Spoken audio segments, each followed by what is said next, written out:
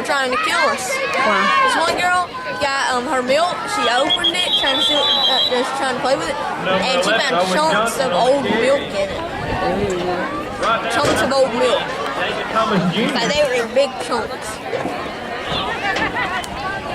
They didn't know that it was in there, and she could have just drank it, not opened it, but she opened it. Thank God. That's why I don't get milk. What do you get? Nothing. I don't drink anything. I get water. I get the free water from that little water fountain. Just get a plastic cup, put it over the water fountain. That's all I get. I ain't getting no milk. Y'all need to drink chocolate milk?